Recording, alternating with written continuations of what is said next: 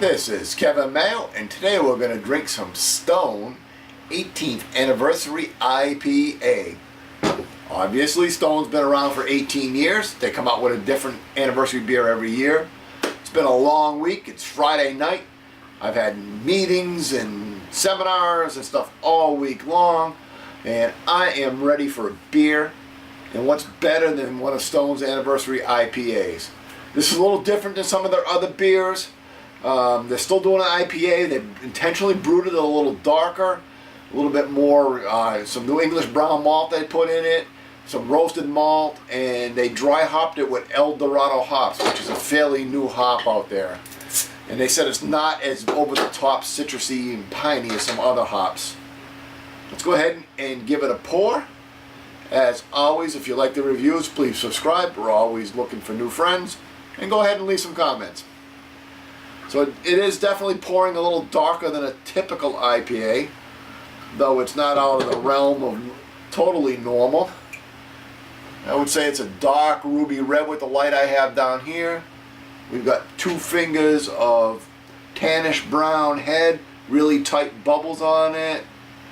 Got a little bit of lacing on it. It is 8.5% ABV, and I think I saw 75 IBUs on it.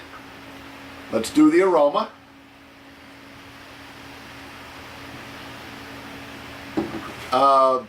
Really does have a typical IPA aroma. I thought it was going to be a little more subdued the way that they talked about it. I watched their video on it on the website. I got a lemon, I got pine.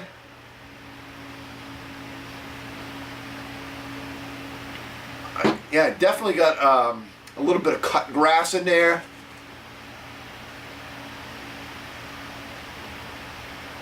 I'm smelling a little bit of sweetness. I'm wondering if they might have used a little dextrose to balance out some of the bitter from the hops.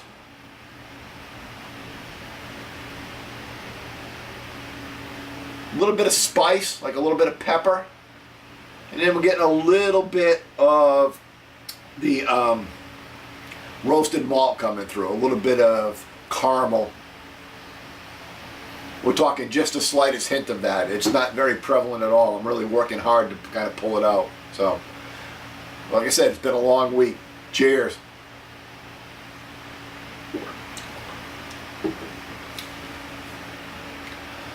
Now the taste doesn't follow the aroma.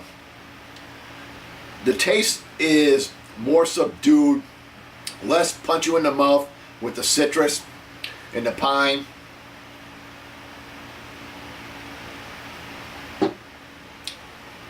I'm almost thinking closer to a traditional English IPA.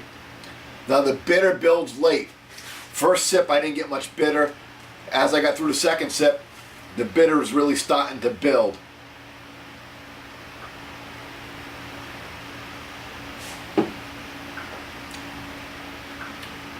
You definitely get that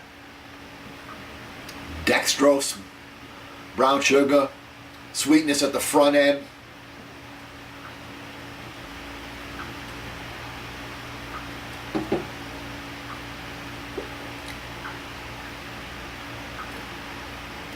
A hint of the lemon.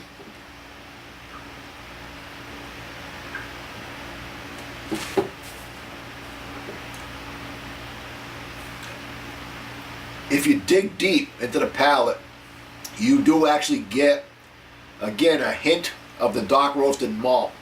I don't want to call it coffee because it's not really a coffee, but it's a hint of that type of flavor.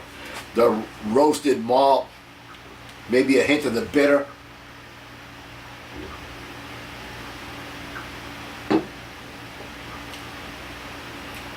Rather subdued for a Stone. You think about their drink buys and the big double IPAs whack you in the mouth. Rather subdued. No alcohol taste at all, none, zip. So it's well balanced that way. It does finish with a little bit of drying, though it has a pretty decent mouthfeel up front. None of that carbonation or anything like that. Actually, there was basically no bubbles in it. So, what do we think of this beer?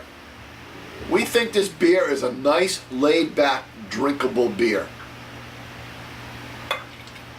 Where so many times we go over the top, we go just whack bitter, bitter, bitter, bitter, bitter. Hop, hop, hop, hop. Well balanced, drinkable. Wouldn't call it sessionable because it's 8.5%. I could be rambling here shortly because we're halfway through it. It is lacking some of the like punch in your mouth, but I think it's a really good beer. Because I'm saying nice things about it. We're gonna call it a solid 89 out of 100. So until next time, keep drinking.